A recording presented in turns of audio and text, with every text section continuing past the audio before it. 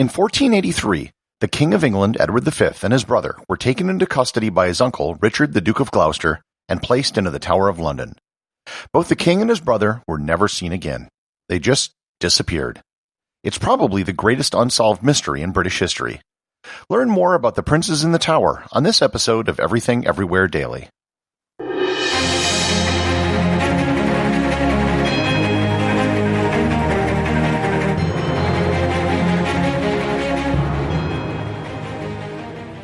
This episode is sponsored by ScottyVest.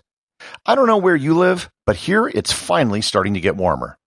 That means I can change out of my heavy winter ScottyVest coat and wear my lighter ScottyVest hoodie. I can just slip my MacBook Air in its internal pocket and go work somewhere just to get out of the house. I can put everything I need to be productive, including my phone and my cables, in my pockets, not have to worry about carrying a bag. You can get 15% off your next order by going to scottywest.com and using coupon code EVERYTHINGEVERYWHERE, all one word, at checkout. The year 1483 was a very consequential one for England. The country was still embroiled in the War of the Roses, a civil war between two houses, the House of York and the House of Lancaster. The king at the start of the year was Edward IV. He had ascended to the throne in 1461, replacing the Lancaster king Henry VI, ruling for almost 10 years. He was then removed himself by Henry VI for 191 days, before capturing the throne once again and ruling for another 12 years. Save for the 191-day interregnum, Edward IV reigned for 22 years. Despite a rather lengthy reign, he was only 40 years old when he died. Upon his death on April 9, 1483, the throne was passed to his son, the Prince of Wales, Edward, who became Edward V. And this is where our story starts. Edward V was only 12 years old when he ascended to the throne. As is the case whenever a child ascends to the monarchy, they're not given full powers usually. They have a regent who rules in the name of the monarch until the monarch comes of age and can rule in their own right. The regent for Edward V was his uncle, Richard the Duke of Glouster. Most of you probably know him better by his regal name, which was made famous by William Shakespeare, Richard III. There's very little good which history has to say about Richard III. Much of this is due to how he came to power. When Edward IV died, young Richard V was at Ludlow Castle near the Welsh border. Richard was in York to the north. Their plan was to meet up and enter London together.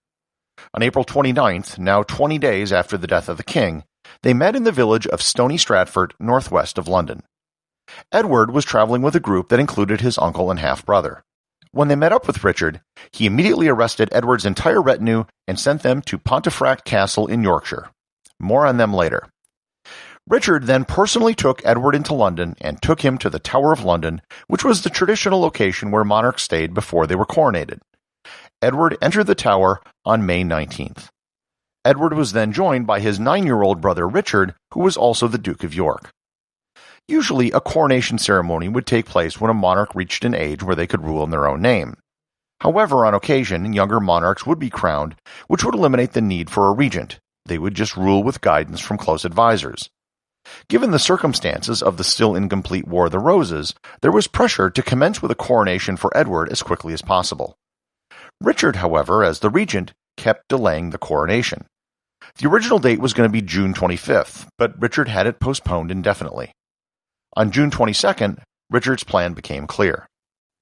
A theologian named Ralph Shaw, who was the brother to the mayor of London, claimed that Edward was not the legitimate king because his birth was illegitimate. According to Shaw, Edward IV was contracted to marry Lady Eleanor Butler.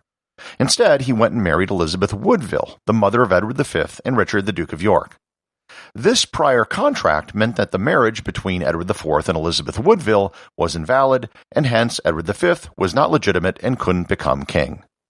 The real king should be the next person in line, the oldest brother of Richard IV, which was, surprise, Richard. This argument was incredibly flimsy.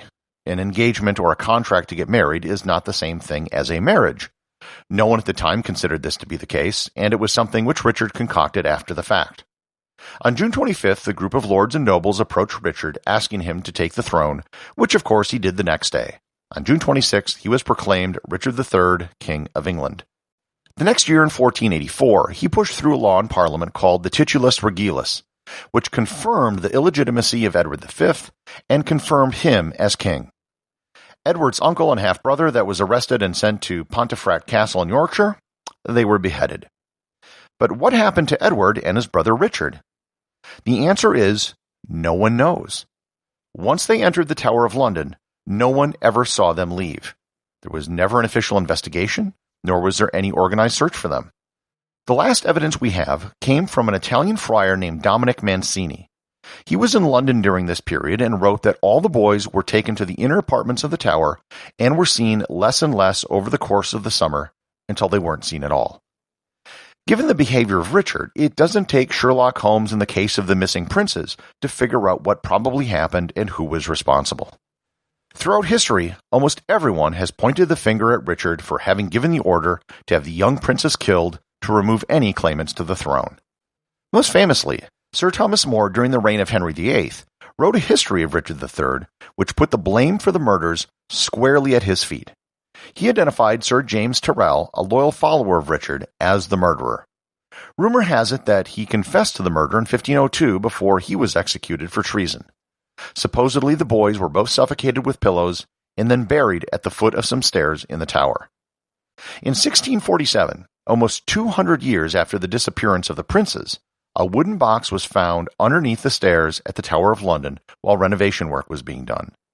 The box contained the bones of 2 boys of appropriate age, and they were declared to be the bodies of the boys and replaced in a reliquary that now sits in Westminster Abbey.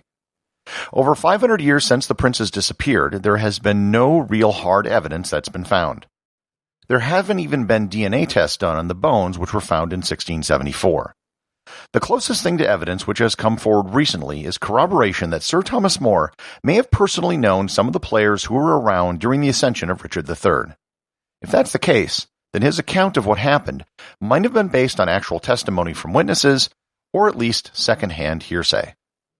As for Richard, he was killed in combat just 3 years later at the Battle of Bosworth, ending the War of the Roses. Henry VII, who became king at the death of Richard III, married Elizabeth, the sister of Edward V and Richard the Duke of York. It was this marriage that gave his reign the legitimacy which came from Edward IV.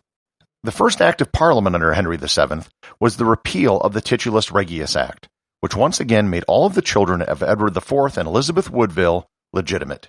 He ordered every copy of the law to be destroyed, and the only surviving copy which has ever been found was found a century later in a monastery. Henry never investigated the case too deeply, because if it had turned out that the princes had survived and were found alive, it would have threatened his crown just as much as it had Richard's.